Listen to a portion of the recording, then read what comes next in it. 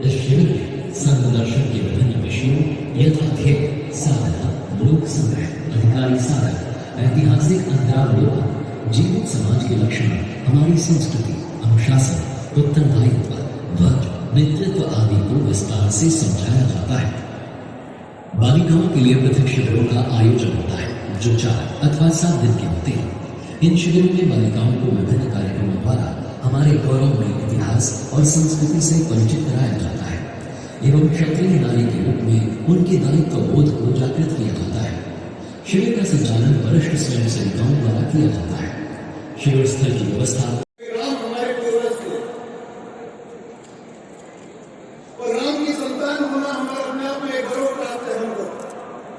उस गौरव की अनुभूति हमें होती है, लेकिन वो युग पुरुष थे, उन्होंने अपने तात्कालिक युग की मांग की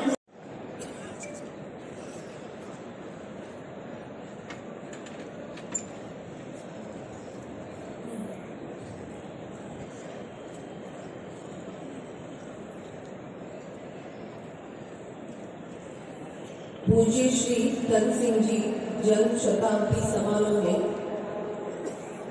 मंच पर विराजमान क्षत्रिय युवक संघ के संरक्षक श्री भगवान सिंह जी,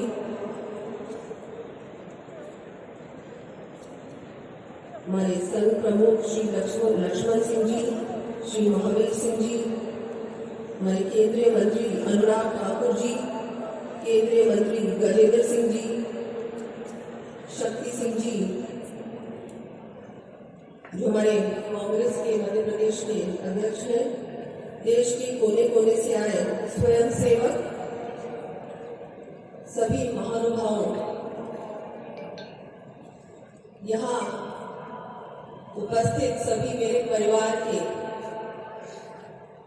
भाइयों, मातृशक्ति और सभी यहाँ उपस्थित यहाँ पधारे हुए आप सभी को मैं नमस्कार करती हूँ और आज इस अवसर पर पूज्य श्री धन सिंह जी की जन्म शताब्दी पर उनको नमन करती हूँ। सादा जीवन और उच्च विचार के धनी पूज्य श्री धन सिंह जी समाज सुधारक, साहित्यकार और कुशल राजनीतिक थे। उन्होंने समाज में जितनी भी कुरीतियां थी उनको दूर करने के लिए हर संभव प्रयास किए और उन्होंने जिस तरह से हमारे सामने उनके जीवन को हमने देखा, मुझे वो सौभाग्य प्राप्त नहीं हुआ, उनसे कभी व्यक्तिगत मिलने का अवसर नहीं मिला, लेकिन जो कुछ भी मैंने उनके बारे में सुना है, पढ़ा है, उनसे बहुत कुछ सीखने को मिला। एक उनका जीवन हम सभी के लिए एक आदर्श जीवन है। एक क्षत्रिय का क्या धर्म होता है, उसकी पालना कैसे करनी चाहिए, न केवल अपने समाज के लिए लेकिन 36 कौमों को एक साथ लेके उन्होंने जो कार्य किया है, मैं ये कहना चाहूंगी कि आज के जीवन में, आज के युग में ये देखते हुए, उनके जीवन को एक आदर्श मानते हुए हमारा क्या कर्तव्य है। आज यहाँ सभी हम कोने कोने से पधारे हुए हैं और बहुत बड़ी संख्या में मातृशक्ति भी यहाँ पधारी। मैं भी आप ही के समाज से हूँ और मैं आपको ये कहना चाहूंगी कि हमारी जो मातृशक्ति है, हमारी माताएं बहनें, उनके लिए हम क्या कर सकते हैं कि हमारी माताएं बहनें कई बार मन में संकोच रखती हैं कि अगर मैं आगे पढ़ूंगी नहीं, अगर मुझे पढ़ना है, लिखना है, आगे बढ़ना है, लेकिन कई बार परिवार संकोच करता है कि नहीं, मेरी बेटी को ज्यादा पढ़ा दिया तो पता नहीं क्या हो जाए। हमको ये सब नहीं सोचना है। अभी आज के युग में, आज का जो जमाना है, उसमें हमारी जो बेटियां हैं वो इतनी ज्यादा आगे बढ़ रही हैं, ऐसा कुछ भी नहीं है, नहीं कर सकती, लेकिन उनको अवसर देने का काम हमारा काम है, हमारी जिम्मेदारी। तो मैं अपनी यही बात आप लोगों के सामने रखकर और आप सभी का धन्यवाद देती हूँ कि आपने मुझे यहाँ बोलने का भी अवसर दिया और पूरे देश के कोने कोने से आज यहाँ आप पधारे हैं। समाज को एक साथ रहना है, एक दूसरे का साथ देना है, ये बहुत महत्वपूर्ण है। कई बार क्या होता है कि हम ही एक दूसरे का पैर खींचते रहते हैं। मैं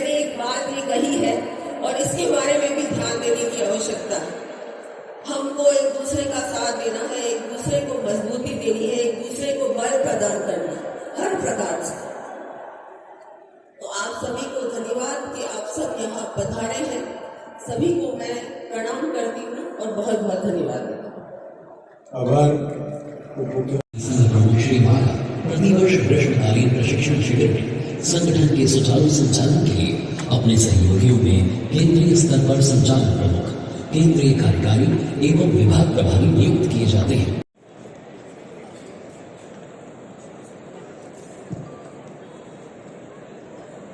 न जाने कितने सर कटे और कितने कटवाए हैं, तब जाकर हम क्षत्रिय कहलाए हैं।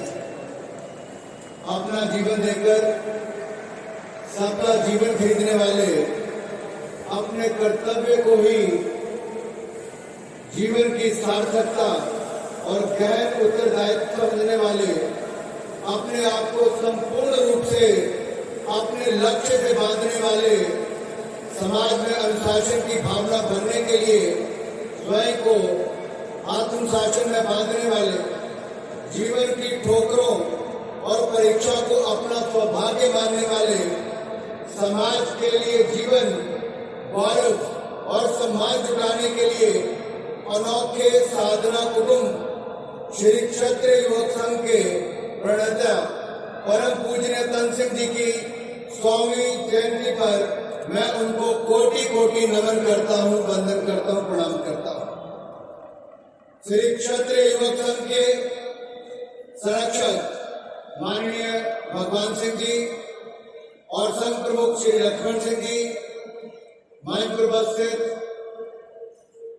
बड़े भाई केंद्र सरकार में मंत्री आदरणीय वीरेंद्र सिंह जी, राजस्थान की माननीय उप मुख्यमंत्री आदरणीय दिया कुमारी जी, राज्यसभा के माननीय सांसद शक्ति सिंह गोहिल जी, इस विशाल सभा में उपस्थित विभिन्न राज्यों के माननीय मंत्रीगण, पूर्व मंत्रीगण, सांसदगण, विधायकगण और अनेकों अनेक ऐसे मेरे क्षत्रिय भाई और बहन जो देश के कोने कोने से आए हैं, मैं आप सबका देश की राजधानी में बहुत बहुत स्वागत और अभिनंदन भी करता हूं और इस सम्मेलन में उपस्थित होने पर आप सबको शीश झुकाकर कोटि कोटि प्रणाम और वंदन भी करता हूं।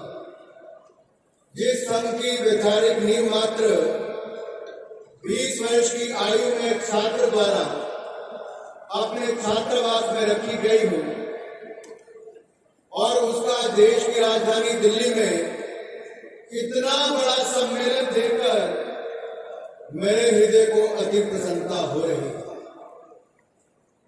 साथियों, बुज़दिली से इतिहास कभी बनता नहीं, सिफारिशों से इतिहास कभी बदलता नहीं। अमर है किससे अनगिनत हमारी जाबाजी के, जनाब राजपूत हैं हम जो अपनी माटी पर मरने से कभी डरता नहीं।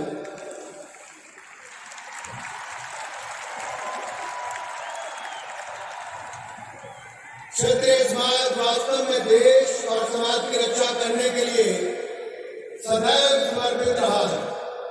यही कारण है कि जब क्षत्रिय शस्त्र उठाते हैं तो केवल अपनी रक्षा करने के लिए नहीं, वरन देश और समाज की रक्षा करने के लिए उठाते हैं। महाराणा प्रताप ने अपनी लड़ाई क्षत्रियों की रक्षा के नहीं, वरन समाज की रक्षा हेतु लड़ाई लड़ी थी। न्याय और धर्म की रक्षा करना ही क्षत्रिय धर्म है। महलों को छोड़ रणभूमि में जीवन बिताया है, तब जाकर क्षत्रिय होने का गर्व पाया है, गौरव पाया है।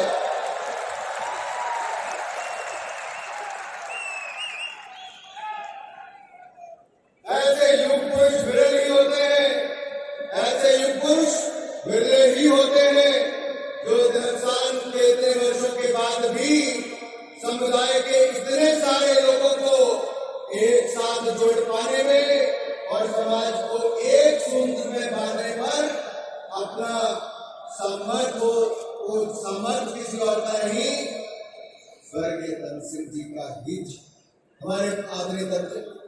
और मैं ये कहूंगा, आदरणीय तंत्र जी ने क्षत्रिय युवक संघ की स्थापना राजपूत युवकों के अंदर ऐसे संस्कारों को भरने में, ऐसे चित्र निर्माण में उनकी बहुत बड़ी भूमिका रही। राजपूत समाज के सभी सदस्यों को क्षत्रिय धर्म के दायित्व से परिचित कराने के लिए की थी। उन्होंने अपने त्याग और तपस्या से संगठन को इतना मजबूत बनाया कि 70 वर्ष बाद भी लगातार बढ़ते हुए समाज और राष्ट्र सेवा में समर्पित स्वयंसेवकों को तैयार करने का कार्य ये लगातार चल रहा है। वही वे श्री क्षत्रिय युवक संघ के रूप में क्षत्रिय समाज की युवा पीढ़ी को धर्म, संस्कृति, राष्ट्र और मानवता के कल्याण में नियोजित करने का मार्ग बनाया। आज यहाँ जब मैं आप सबके बीच में खड़ा हूं तो एक बात दिमाग में कौन रही है कि कुछ तो बात होगी। हम में तभी तो कहा गया कि रघुकुल रीत सदा चली आई, प्राण जाए पर वचन न जाए। हमारी यही कमिटमेंट, हमारी यही प्रतिबद्धता, यही जज्बा हमारी पहचान है कि जब जब इस भारत भूमि को अपने सपूतों की जरूरत पड़ी तो खून का एक एक कतरा बहाकर हमने अपनी मातृभूमि का गौरव बढ़ाने का कार्य किया है। बोलो रघुनंदन सियावर रामचंद्र की, रघुनंदन सियावर रामचंद्र की। साथियों, क्षेत्रीय होना भारत की बात है। वास्तव में क्षत्रिय भी एक धर्म है। हमारा इतिहास रहा है कि देश और समाज की रक्षा करने के लिए अपना सर्वस्व न्यौछावर कर दिया। शौर्य और साहस के प्रतीक होने के साथ ही दया, क्षमा, करुणा, न्याय और धर्म का सदैव पालन किया है और आगे भी करते रहेंगे। श्री तन सिंह जी आधुनिक युग के अग्रणी विचारकों में से एक, जिनके आदर्शों को अपनाकर आज अनेकों क्षत्रिय युवा समाज और राष्ट्र की सेवा में अपनी भूमिका निभा रहे हैं। श्री क्षत्रिय युवक संघ के संरक्षक माननीय भगवान सिंह जी का संघ में योगदान अत्यंत महत्वपूर्ण रहा है और मुझे पूर्ण विश्वास है आप आगे भी अपना आशीर्वचन, मार्गदर्शन हमें सदा देते रहेंगे। किसी भी समुदाय और समाज का पूर्ण विकास तब तक संभव नहीं है जब तक महिलाओं और पुरुषों दोनों का समान रूप से अवसर न प्रदान किया जाए। हाल ही में देश ने अपना 75वां गणतंत्र दिवस बहुत ही धूमधाम के साथ मनाया और इस गणतंत्र दिवस में धूम किसी की रही तो भारत की नारी शक्ति की रही है। केवल भारत की नहीं, पूरे विश्व के लोगों ने यह देखा कि किस तरह से भारत की बेटियों ने थल, जल, नभ और अंतरिक्ष में लोहा मनवा रही। हमारी तीनों सेनाओं के अग्रिम मोर्चों पर देश की बेटियां हैं। नारी सशक्तिकरण के इस अहम पहलू की गूढ़ता को समझते हुए श्री भगवान सिंह जी ने संघ के प्रशिक्षण और मूल्यों को महिला और बालिकाओं तक पहुंचाने का कार्य किया है। बालिकाओं के बीच आपने जाकर जो चौमुखी विकास के लिए प्रशिक्षण शिविर लगाने शुरू किए वो अत्यंत प्रशंसनीय है। क्षत्रिय धर्म क्या है? श्री राम और गौतम बुद्ध जैसे क्षत्रिय वर्ण के वीरों ने कौन से धर्म का पालन किया था? वह धर्म था सत्य के मार्ग को सदैव प्रकाशित करने का, न्याय पथ को सदैव जाज्वल्यमान रखने का, समाज और राष्ट्र हित में अपनी क्षमताओं का सकारात्मक उपयोग करना ही क्षत्रिय धर्म है। क्षत्रिय युवक संघ द्वारा युवकों को ऐसे पथ पर चलने के लिए प्रेरित करने का कार्य अत्यंत सराहनीय और प्रशंसनीय है। अपने लक्ष्य की प्राप्ति के लिए कर्म करते रहना ही क्षत्रिय धर्म है। महाभारत के रण में जब अर्जुन ने अपने परिजनों के समक्ष युद्ध करने में असहज प्रतीत हुए, तब भगवान श्री कृष्ण ने उन्हें केवल कर्म करने की सलाह दी थी। कर्म करना देश के युवाओं के लिए इसलिए ही अत्यंत महत्वपूर्ण है और युवाओं की राष्ट्र निर्माण में योगदान और भी महत्वपूर्ण आज के समय है, जब हम अमृत काल से स्वर्णिम काल की यात्रा में जाएंगे। अगले 25 वर्षों में भारत को विकसित भारत बनाने का लक्ष्य लेकर जाएंगे।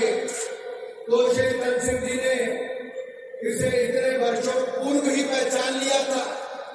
भारत जिसे युवाओं का देश कहा जाता है, जिसकी शक्ति देश के युवाओं में निवास करती है, उसके उज्जवल भविष्य और भारत को लक्ष्य प्राप्ति के लिए ये कार्यभार भी उन्होंने देश के युवाओं पर ही बांध डाला था। और श्री तन सिंह जी ने अगर इतने वर्ष पहले ये जान लिया था, तो आज के युवाओं को आगे जान लेना चाहिए कि भारत को अगर विकसित भारत बनाना है तो तन सिंह जी के दिखाए रास्ते पर हम सबको अगले 25 वर्षों तक एक अहम भूमिका निभानी है। और माननीय प्रधानमंत्री नरेंद्र मोदी जी ने भी बार बार राष्ट्र निर्माण के लिए युवाओं के सशक्तिकरण पर बल दिया है। उन्होंने कहा है, युवा शक्ति परिवर्तन की वाहक है और परिवर्तन की लाभार्थी भी है।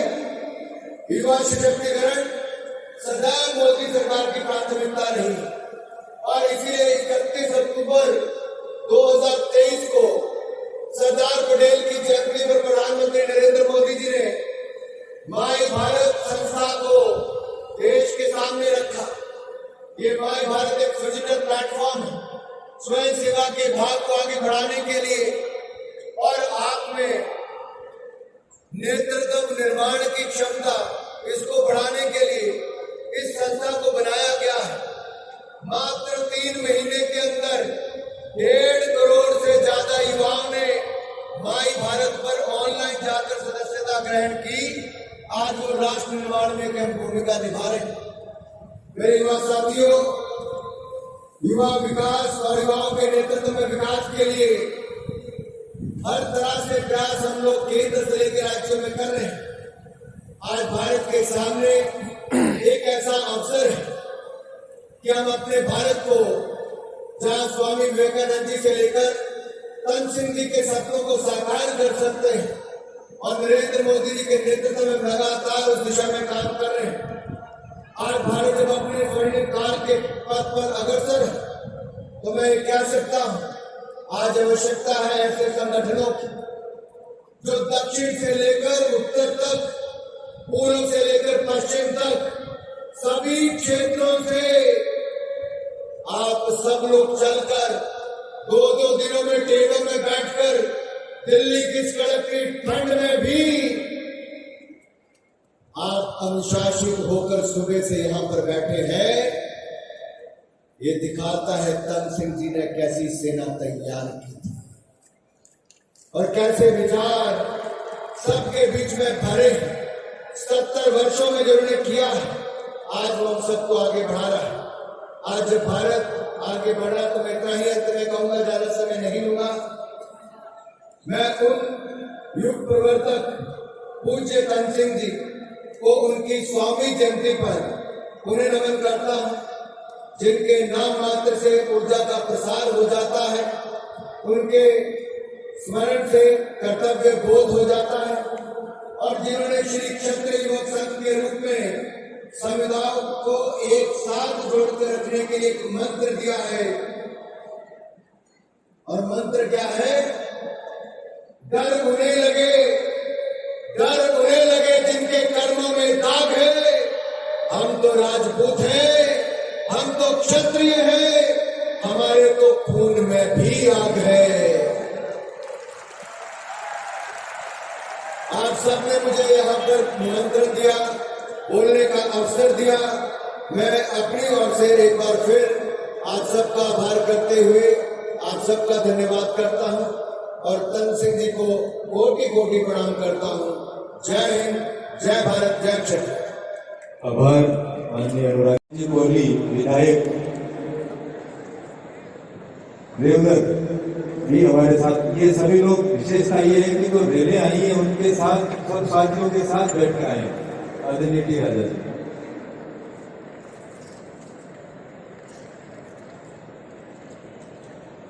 आज पूज्य श्री तनसिंह जी की जन्म शताब्दी के इस समारोह में भारत के कोने कोने से पधारे मेरे सभी भाई बहनों को, मेरी माता बहनों को मैं प्रणाम करता हूं। आज मैं इस कार्यक्रम में पहली बार आया हूं। पहली बार में मुझे आज ये एहसास हो रहा है कि मेरा भारत देश आज सुरक्षित है। जैसे तन सिंह जी का एक सपना था कि मेरा जो क्षत्रिय है वो देश धर्म समाज की रक्षा के लिए आगे बढ़ता रहे। आज इतनी बड़ी संख्या में यहां पर क्षत्रियों का जो जन सैलाब यहां पर उपस्थित है, आने वाले समय में भारत देश की रक्षा के लिए यही क्षत्रिय आगे बढ़ चढ़कर कार्य करें। इतिहास गवाह है, जब जब देश धर्म समाज पर संकट आया, यही क्षत्रियों ने दुश्मनों को मुंह तोड़ जवाब देने का कार्य किया, दुश्मनों के सर लेने का भी कार्य किया और देश धर्म समाज के लिए सर देने का भी कार्य किया। आज मैं इस मंच के माध्यम से सभी भाई बहनों से यह निवेदन करना चाहूंगा कि हर घर से क्षत्रिय व संघ का एक कार्यकर्ता होना चाहिए। आने वाले समय में भारत देश के हर कोने से क्षत्रिय युवा संघ के एक सैलाब निकलने की आज आवश्यकता है।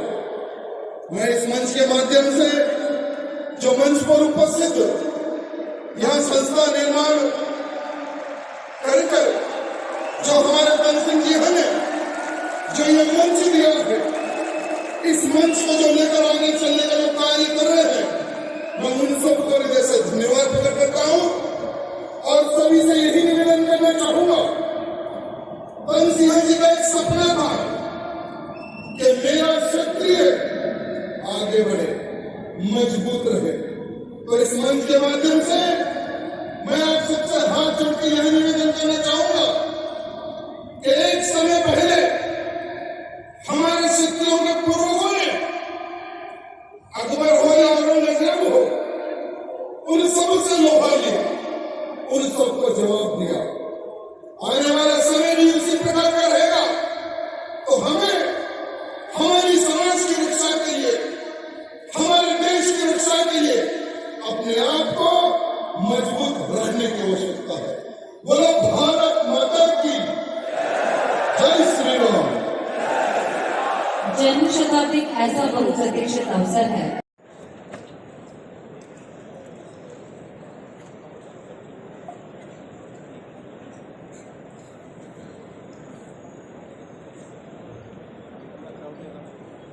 क्षत्रिय युवक संघ के आज इस कार्यक्रम में माननीय श्री तन सिंह जी की 100वीं जयंती मनाने के अवसर पर मंच पे श्री भगवान सिंह गोल साहब सर, संरक्षक श्री लक्ष्मण सिंह जी, संघ प्रमुख श्री महावीर सिंह जी, संरक्षक श्री प्रताप फाउंडेशन, श्री गजेंद्र सिंह जी हमारे केंद्रीय मंत्री, श्री शक्ति सिंह जी प्रदेश अध्यक्ष कांग्रेस गुजरात, यहाँ पर उपस्थित सभी महानुभाव, पूरे देश से, अलग अलग राज्यों से, एक एक गांव से यहाँ पर पधारे हुए सभी भाइयों और बहनों, युवाओं, हमारे मीडिया के साथी, सबसे पहले तो मैं आप सबको धन्यवाद देता हूं। आपकी उपस्थिति यहाँ पर होने से एक संदेश पूरे देश में गया है, उसके लिए आप धन्यवाद के लायक हैं। मैं सभी युवाओं को, यहाँ पर उपस्थित सभी माताओं को, बेटियों को, बहनों को यही कहना चाहूंगा कि पूज्य धन सिंह जी ने जो कई वर्ष पहले अपने भाव रखे, एक संगठन को तैयार करा। आपने देखा किस तरह से उन्होंने सबसे पहले अपने शरीर, अपने मन, अपने मस्तिष्क को तैयार करा और फिर उसके बाद समाज को तैयार करा। आज इसकी जरूरत है, हमें अपने आप को मजबूत करना है और हम जहां जहां है अपने आसपास के क्षेत्र को संगठित करना है, लीड करना है। हमें छत्तीसगढ़ को साथ में लेकर चलना है। आज ऐसा समय है पूरे देश के अंदर जब दुनिया में सबसे अग्रणी राष्ट्र हम बन रहे हैं। आपके पूर्वज उन्होंने इस धरती को, मातृभूमि को, धर्म को, अपने समाज के संरक्षण के लिए, रक्षा के लिए अपना बलिदान दिया। आज वही बलिदान हमें एक अलग रूप में देना है, अपनी क्षमता से देना, अपनी क्षमता को पहले बढ़ाना है। एक एक व्यक्ति को अपनी क्षमता को बढ़ाना है। जिस तरह से पूज्य धन सिंह जी ने सबसे पहले अपने आप को मजबूत किया। जब तक हम अपने आप को मजबूत नहीं करेंगे तन से, मन से, मस्तिष्क से, तब तक हम किसी और से आग्रह भी नहीं कर सकते, उसको प्रेरित भी नहीं कर सकते। यहाँ बैठा हर व्यक्ति और हर व्यक्ति जो सुन रहा है, सबसे पहले हमें अपने आप को मजबूत करना है और उसके बाद अपने आसपास क्षेत्र को लीड करना है। हमें छत्तीसगढ़ को साथ में लेकर चलना और अगले 25 वर्ष भारत जिस ऊंचाइयों तक पहुंचने वाला है उसके अंदर हमारे समाज को जरूर योगदान देना है, तभी हमारा भारत मजबूत हो सकता है। हमने कई वर्ष पहले भी, सदियों पहले भी इस राष्ट्र को सुरक्षित रखा है। हमें आगे भी इस राष्ट्र को सुरक्षित और मजबूत रखना है। अस्त्र शस्त्र बदली हो सकते हैं, लेकिन जिम्मेदारी वही है। आज तलवार नहीं, आज कलम की जरूरत है। आज हथियार नहीं, आज बुद्धि की जरूरत है। आज जरूरत है हम सबको एकजुट होकर काम करें, एक दिशा में काम करें। यहां पर जितने बैठे हैं सभी शक्तिशाली हैं, लेकिन अगर ये शक्ति अलग अलग दिशाओं में खींचेगी तो ये शक्ति जीरो, ये शक्ति समाप्त हो जाएगी अगर ये अलग अलग दिशाओं में खींचे। यही शक्ति अगर एक दिशा में खींचेगी तभी शक्तिवान बनेंगे, तभी बल तभी हम इस राष्ट्र को एक ऊंचाई तक, प्रधानमंत्री मोदी जी की जो संकल्प है इस राष्ट्र को मजबूत बनाने का, उसकी तरफ हम लेकर चल सकते हैं। आज जो मुझे यहाँ अवसर मिला आप सबके बीच में आकर बोलने का, उसके लिए मैं आप सबको धन्यवाद देता हूँ। भारत माता की जय। यहाँ पर पधारे सभी गणमान्य वरिष्ठ समाज के हमारे महानुभाव, पूरे देश के कोने कोने से आए हुए मेरे परिवार के सज्जनों, देवियों और साथियों, आज हम पूज्य तनसेन जी साहब की जन्म शताब्दी मना रहे हैं। कहा जाता है कि सत्य की शताब्दी होती है और झूठ के 10 साल। आज शताब्दी मना रहे हैं, ये दिखाता है कि पूज्य तनसेन जी साहब सत्य थे, उनकी सोच सही थी और इसीलिए आज हम इनकी शताब्दी मना रहे हैं। पूज्य तनसेन जी साहब ने श्री क्षत्रिय युवक संघ की स्थापना, अब देखिए जरा सोचिए उस महामानव की सोच को। त्योहार के वक्त हम सब व्यस्त रहते हैं अपने त्योहार को मनाने में, और वो तनसेन जी साहब थे जिन्होंने दीपावली की रात को सोचा। 1944 में दीपावली की रात को सोचा कि मेरे समाज की चिंता होनी चाहिए और दीपावली की रात को श्री क्षत्रिय युवक संघ की स्थापना की। ये महामानव की सोच थी। आज हमारा इतिहास सुनहरा है। क्यों सुनहरा है? क्योंकि क्षत्रिय ने सिर्फ स्वार्थ का संधान नहीं किया, खुदगर्जी के लिए काम नहीं किया, परमार्थ के लिए पुरुषार्थ किया। अगर कोई कमजोर है, कोई लाचार है, भूमि को जरूरत है, किसी अबला पे अत्याचार हो रहा है, तो उनको बचाने के लिए अपना सर्वस्व छोड़ के रखा, वो साधना की थी और इसीलिए हमारा इतिहास सुनहरा है। पूज्य तनसेन जी साहब ने हम सब में उस इतिहास की भावना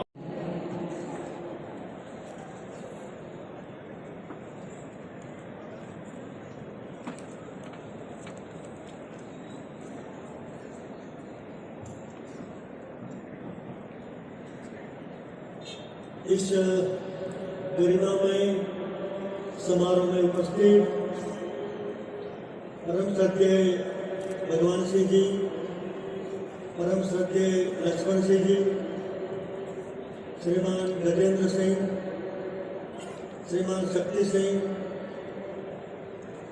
श्रीमान लक्ष्मण सिंह जी, श्रीमान राजेंद्र सिंह जी, गुजरात से आए हुए प्रदीप सिंह जी, सम्माननीय मंच और आप सब स्वयंसेवक बहनों और भाइयों, प्रेस के भाइयों,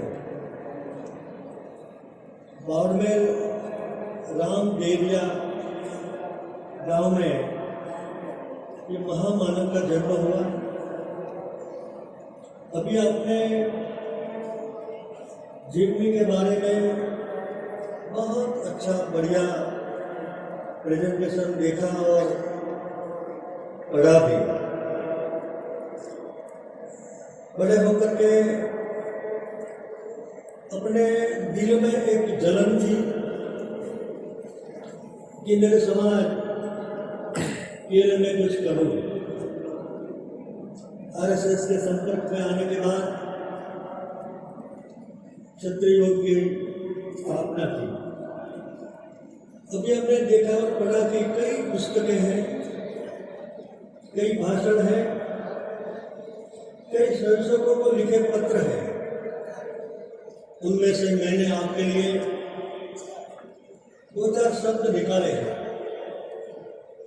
मैं आऊंगा, मुझे जाना है हर गांव और नगर की हर कुटिया में, पर जहां वंदन द्वार है, स्वागत की मुस्कुराहट है, वहां पहले जाऊंगा और अवश्य जाऊंगा। बंजारा जो हूं, एक एक शब्द में अपने समाज के लिए, मैं समाज को आराध्य मानता हूं और इसीलिए उस पर उपकार की भावना से नहीं, उसकी सेवा की भावना से आराधना करता हूं। वो मेरा उपास्य है, मेरे प्राणों की हलचल का स्वामी है।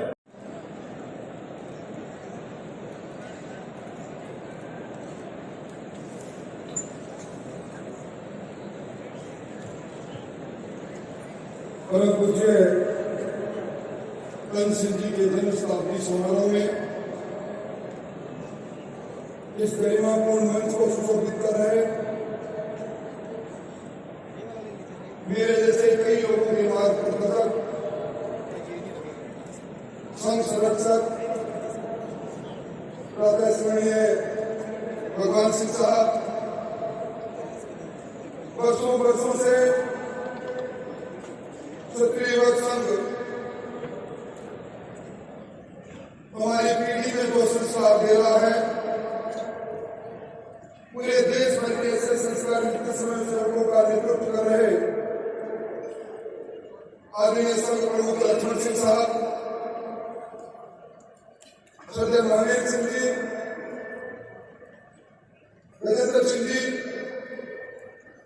अनुराग जी, सत्य सिंह जी, राज्य इस गरिमापूर्ण समारोह में इस मुल्क के कोने कोने से आए सभी के तन सिंह जी के विचारों में, उनके जीवन दर्शन में विश्वास रखने वाले सहजातीय बंधुओं, कार्यक्रम के साथी में श्रेष्ठ और ज्येष्ठ गणमान्य नागरिकगण, सबसे पहले मैं स्वागत करना चाहूंगा इस महाकुंभ में। देश की राजधानी में आज का यह दृश्य ऐतिहासिक पन्नों में जाएगा। केसरिया रंग से सरोवर इस स्टेडियम में जो आज दृश्य उपस्थित है, भूतों और भविष्य है, इस प्रकार का अनुशासन और इस प्रकार का दृश्य भी देखने को मिलेगा। कुछ तन सिंह जी की जन्म शताब्दी समारोह में उपस्थित हुए हैं। तन सिंह जी के बारे में मुझसे पहले कई वक्ताओं ने कहा। परंपरा, इतिहास और संस्कृति के प्रति परम पूज्य केसरिया ध्वज को नमस्कार है। मेरे जीवन के प्रेरक व संबल पूज्य तन सिंह जी को सत सत नमन। सम्मानित मंच, आदरणीय बुजुर्गगण, सम्मानीय मातृशक्ति एवं प्रिय बंधुओं,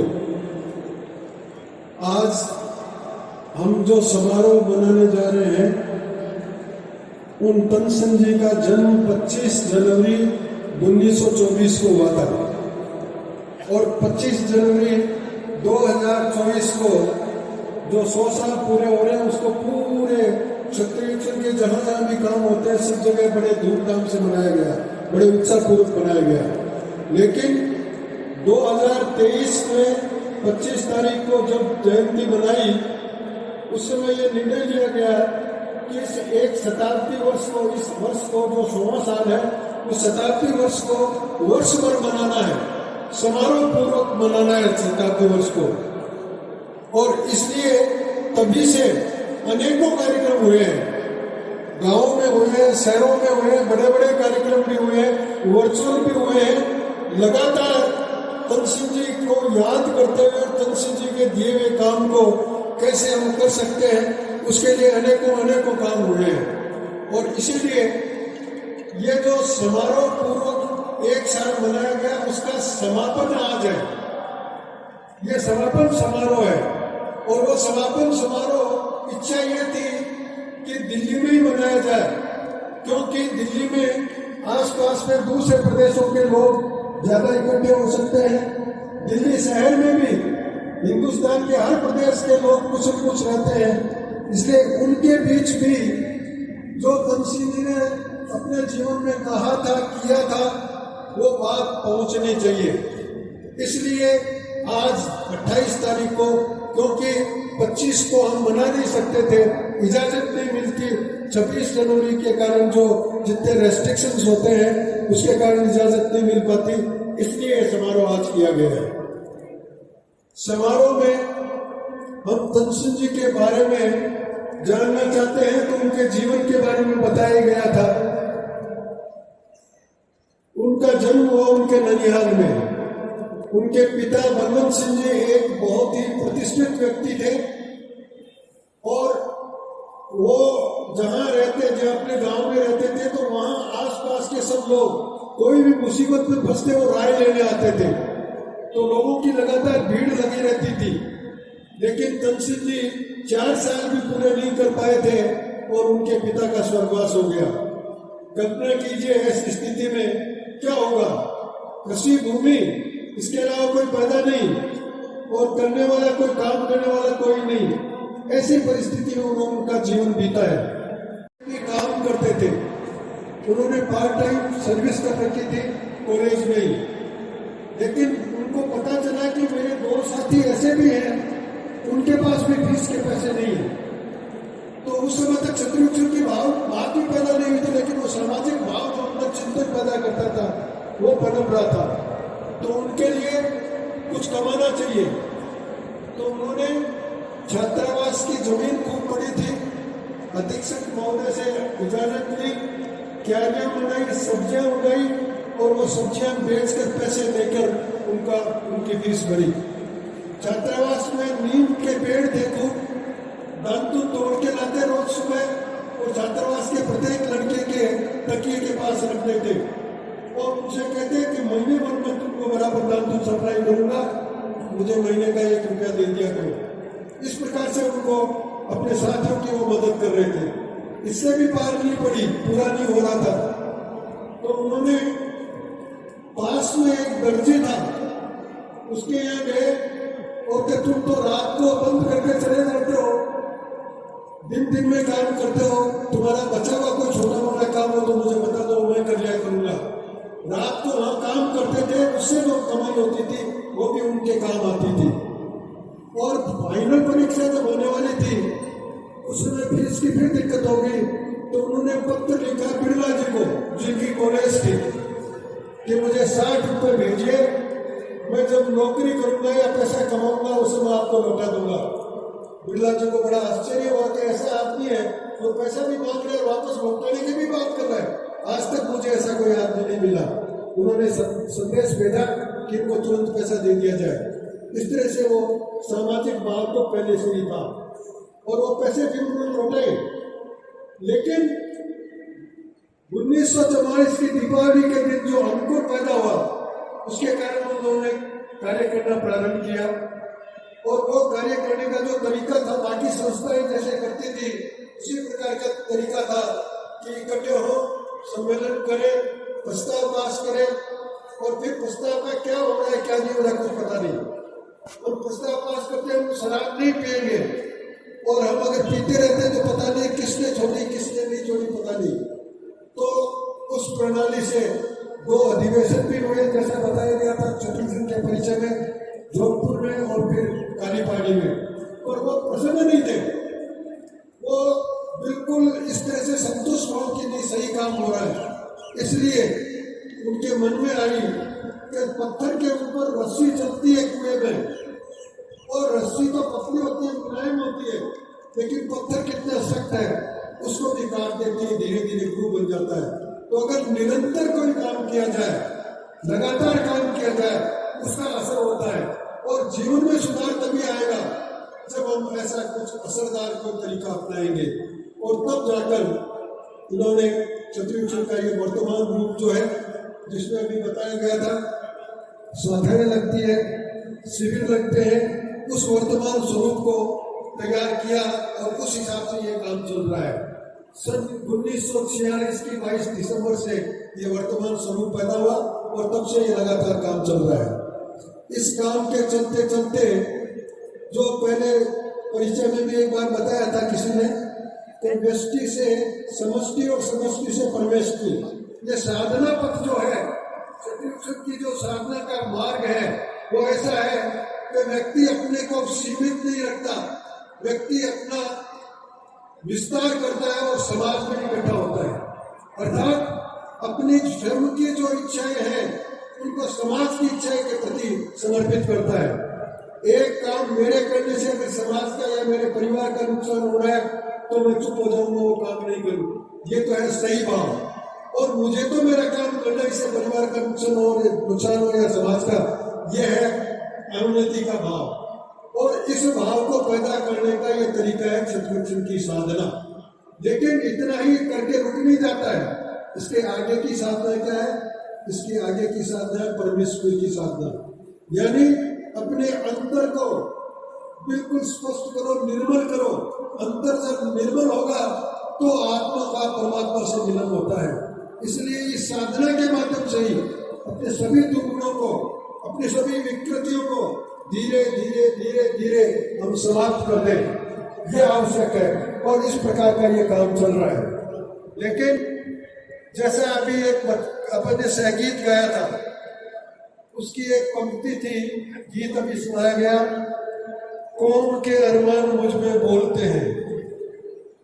कौम के अरमान क्या है? आज का सोना न बन जाए, आज का सोना बन सकता है ये। कौम के अरमान मुझ में बोलते हैं, वो मेरे अरमान बोल रहे हैं, अगर आवश्यकता पड़ी तो ये धर्म का हाथ जो है वो सोना भी बन जाएगी। इसलिए उनको ध्यान देने की बात है वो तो वो दे, लेकिन हमको ध्यान देने की बात है हम दे। हमारे ध्यान देने की बात ज्यादा महत्वपूर्ण है। अपने आप को सुधारो। शत्रुघ्न का काम यही है कि हर क्षत्रिय अपने संस्कारों को बनाए, अपने आप को सुधारो और सुधरे लोगों की संगठित शक्ति होगी। उस समय आपने को किसी को अपने अरमान बताने की भी आवश्यकता नहीं, हम खुद पूर्ति कर लेंगे। इसलिए आज के इस समारोह को हम इसलिए याद करते रहेंगे कि ये तन सिंह जी के 100 साल पूरे हो रहे हैं और तन सिंह जी ने हमको ये शिक्षा दी है कि राजपूत समाज अपनी वर्तमान से इस बुरी गिरी हुई स्थिति से कैसे ऊपर उठ सकता है। उसके लिए साधना करनी पड़ेगी। सबसे महत्वपूर्ण काम हमारा है। उनको तो अपन दोष देते हैं, वो हो सकता है वो सुधर भी जाएंगे, लेकिन हमारे वाला काम 1-2 साल में नहीं, 1-2 पीढ़ी में नहीं, बहुत लंबा समय चाहिएगा। एक मकान को तोड़ने में थोड़ा सा समय लगता है, जैसे कि मुंगा को तोड़ दो और वैसे भी तोड़ना चाहो बिना जैसे भी तोड़ दो, लेकिन मकान निर्माण करने में बहुत समय लगता है। तो हमको तो ये निर्माण करना है। हमारी विकृतियां, भगवान राम और भरत के आपस में लड़ रहे थे, कह रहे थे ये विकृति तुम्हारी है और भरत कह रहा था आपकी है, मेरी नहीं है। और क्या हो गया आगे जाके? गौरव कहते हैं हमारी संपत्ति है, वो तो है ही, पांडवों वाली संपत्ति भी हमारी है। उस विकृति को धीरे धीरे हमारे अंदर जो आती जा रही है उसको दूर करें और आज अपने परिवार से, अपने व्यक्तिगत रूप से, अपने परिवार के रूप से, अपने समाज के रूप से और मानवता के रूप से लगातार अपनी भावनाओं को विस्तारित करके और हम सब जगह जितने भी मानव मात्र है उन सब में एकता पैदा हो, ऐसा प्रयास करने का प्रयास करेंगे। जय श्री कृष्ण। प्रकार का एक चिंतन होता है। हम सब लोग दीपावली मनाते हैं। क्या दीपावली के दिन हमारे इस प्रकार का चिंतन आरंभ होता है, चिंतन मन में आता है? नहीं आता है। इसलिए हम युग पुरुष नहीं बन पाते हैं। और जिस इस प्रकार का चिंतन उत्पन्न होता है वो युग पुरुष के रूप में माना जाता है। कौन व्यक्ति है जो दीपावली के रात में अकेला बैठ कर चिंतन करता होगा कि मेरे समाज का क्या होगा? आज तो ये दीपावली की रोशनियां मनाई जा रही है, मिठाइयां बांटी जा रही है, बधाइयां बांटी जा रही है, खुशियां बांटी जा रही है। क्या ये मेरे समाज को रोशन कर सकती है? क्या मेरे समाज में किस प्रकार की खुशी पैदा कर सकती है? क्या हमारे इस प्रकार का चिंतन पैदा होता है? ऐसा चिंतन हमारे यहाँ पैदा नहीं होता है। इसलिए हम युग पुरुष नहीं है। और मुझे तनसीह जी किस प्रकार का चिंतन हुआ। हाँ, हम चिंता जरूर करते हैं। हम जहां भी 5 आदमी बैठते हैं चिंता करते हैं। हम जहां भी 100 आदमी बैठते हैं चिंता करते हैं कि हमारे समाज का क्या हाल हो रहा है, हमारा समाज की क्या स्थिति हो रही है, हमारा समाज किस गर्भ में जा रहा है, किस वजन की गहराई में जा रहा है। ये चिंता जरूर करते हैं, लेकिन चिंता करके अपने घर पे चला जाते हैं और घर पे जाकर बच्चों की देखभाल करना प्रारंभ कर देते हैं। इसलिए जो इस प्रकार का काम करते हैं वो युग पुरुष नहीं बन पाते हैं। और पूज्य तनसीह जी ने चिंता नहीं किया, चिंता करके उसका चिंतन किया कि मैं इस प्रकार से जो गर्भ में जा रहे हैं वो क्षत्रिय जो गर्दन काटने के बाद में भी इस प्रकार से 13 मील तक वो चलता था, जो अपने राष्ट्र की सेवा के लिए इस प्रकार से तत्पर हुआ करता था, जो मंदिर की रक्षा के लिए, जो गाय की रक्षा के लिए, जो स्त्री की रक्षा के लिए, अपने मान मर्यादाओं की रक्षा के लिए तत्पर रहता था, वो व्यक्ति, वो समाज, वो आज इस प्रकार की गहराई में क्यों जा रहा है? जो राष्ट्र को रास्ता बताया करता था, जो मार्ग बताया करता था, आज वो मार्ग के लिए किस प्रकार से लोगों की ओर देखने का प्रयास कर रहा है। ऐसा जो भाव रखते हैं वो युग पुरुष कहलाते हैं। और ऐसा ही पूज्य तनसीह जी ने इस प्रकार के क्षत्रिय संघ का निर्माण करके केवल बातें नहीं की, केवल इस बात क्षत्रियों की और वीरों की बात करके हमारे अंदर गर्मजोशी पैदा करने का प्रयास नहीं किया। उन्होंने उस राम को पैदा करने का प्रयास किया, उस सीता को बनाने का प्रयास किया जो राम के साथ में 14 वर्ष तक वनवास के अंदर जा सकती है।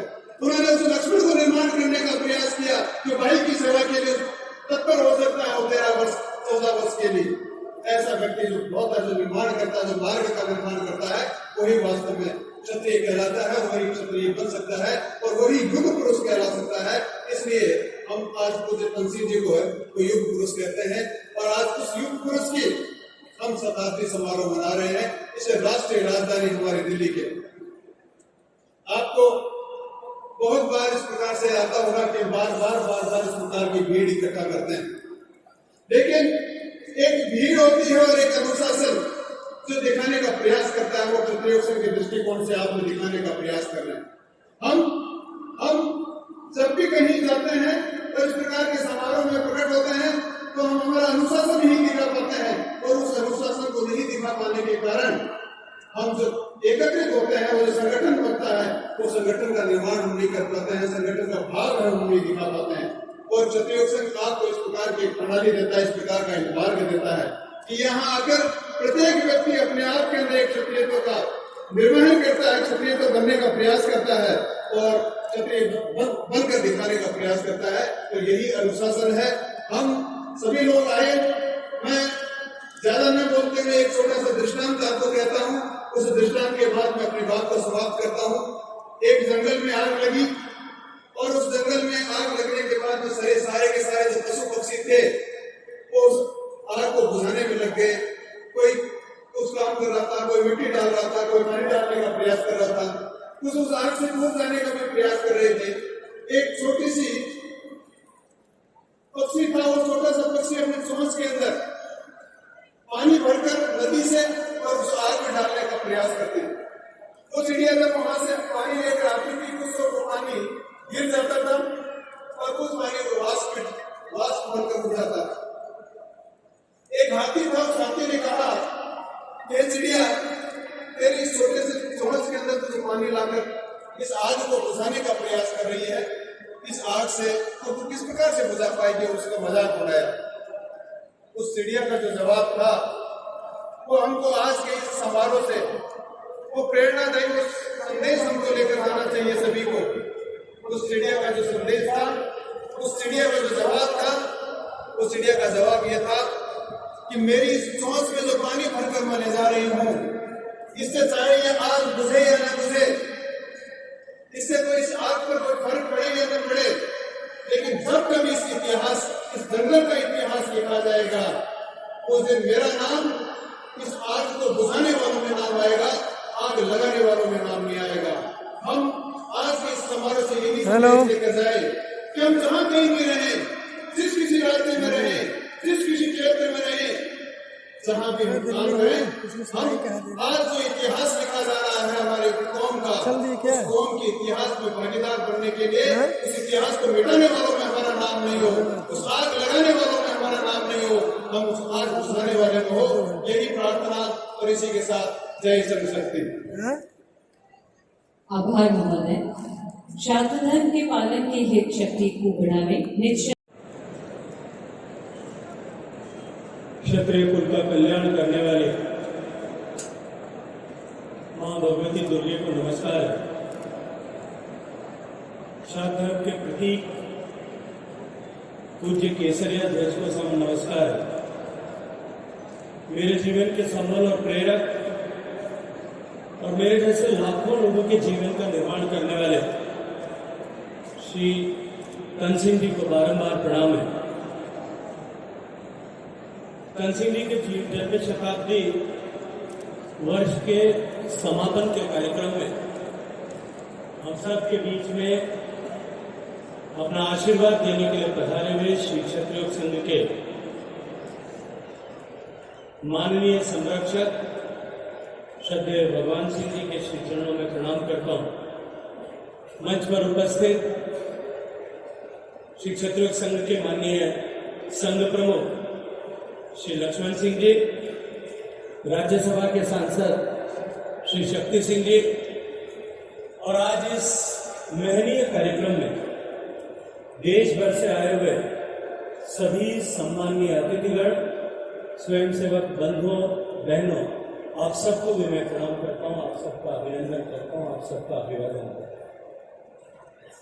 तो जो हम एक ऐसे महामना की जन्म शताब्दी वर्ष के कार्यक्रमों के समापन के अवसर पर सम्मिलित हुए, इनके जीवन के बारे में अनेक प्रेरक बातें, पहले उनके जीवन पर आधारित वृत्त चित्र के माध्यम से, और उसके बाद में अनेक वक्ताओं ने अपने वक्तव्य में जो चर्चा की है उसके माध्यम से हम सबके संज्ञान में आया हो।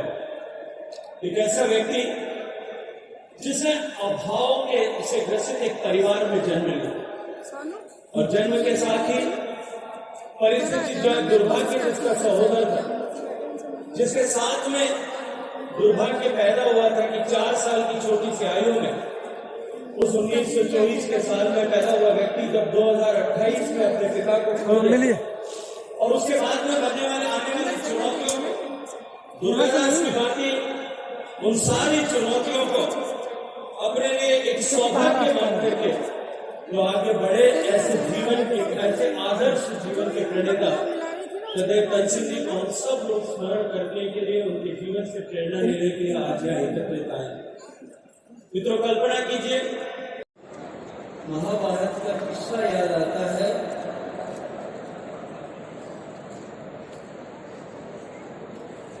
जब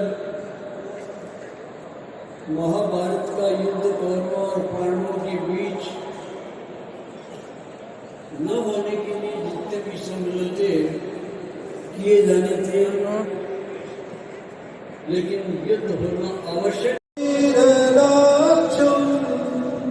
युद्धे चापे पलायनम् दानमीश्वर भावश्च छात्रं कर्म स्वभावजम्। ओम शांति शांति शांति।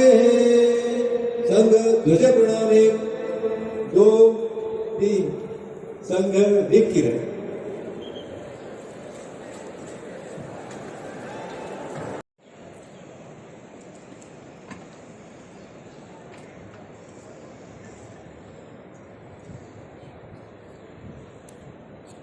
पूज्य श्री के चरणों में कोटि कोटि वंदन करती हूँ। मंच पर विराजमान मेहमानगण, क्षत्रिय संघ के संरक्षक साहब एवं शुभकामना साहब को प्रणाम करती हूँ और विशाल संख्या में आप सब पधारे हुए आप सबको नमस्कार करती हूँ कि आपके हृदय में ईश्वर विराजमान है। आज अपन सब पूज्य श्री की जन्म शताब्दी समारोह में एकत्रित हुए हैं। पूज्य श्री ने एक संघ रूपी पौधे का बीजारोपण किया था और आज वो वट वृक्ष संघ परिवार के रूप में जो दर्शन दे रहा है वो अपन सब देख के कितने अनुभव कर रहे हैं।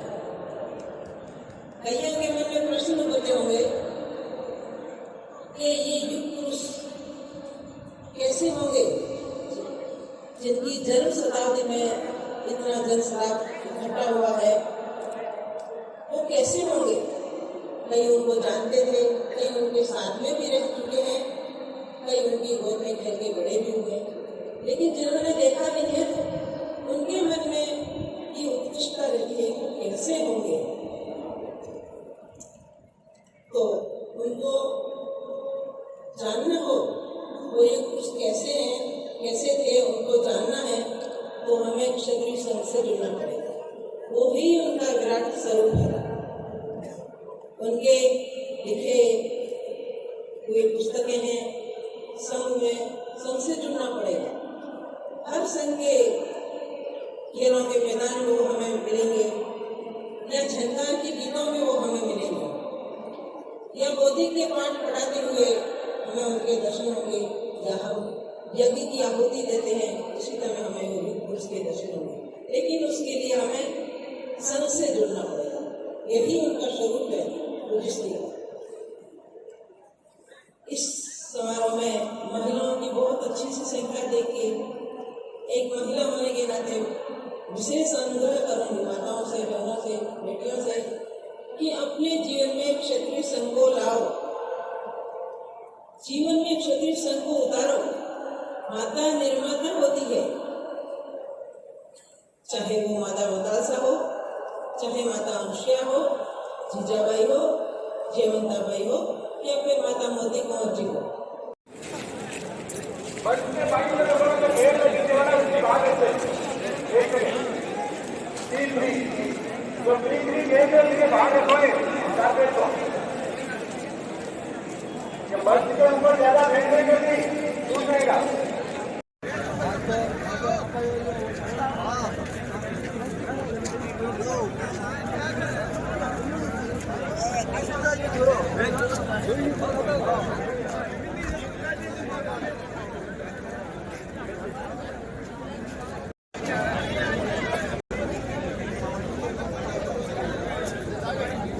कुछ सवाल कर दो। जयकारा लगे तो पूरा घुमा देना है और म्यूजिक वाला नहीं लेना है कुछ। अभी देखते हैं मीडिया से।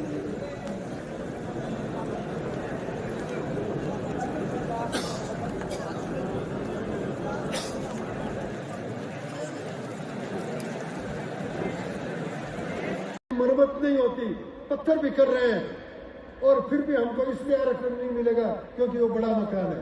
ये कोई तरीका हुआ? अगर हमारे इसी तरह की जो दूसरी शर्तें हैं तो उन शर्तों के ऊपर अगर हम चलते रहे तो हम उसमें जा नहीं सकते। जब इसकी रिपोर्ट की गई, राजस्थान सरकार ने उन सब जो इस तरह के जो प्रतिबंध थे उनको कम करके केवल ये रख दिया कि साल भर में 8 लाख से ज्यादा अगर किसी की इनकम है किसी परिवार की तो नहीं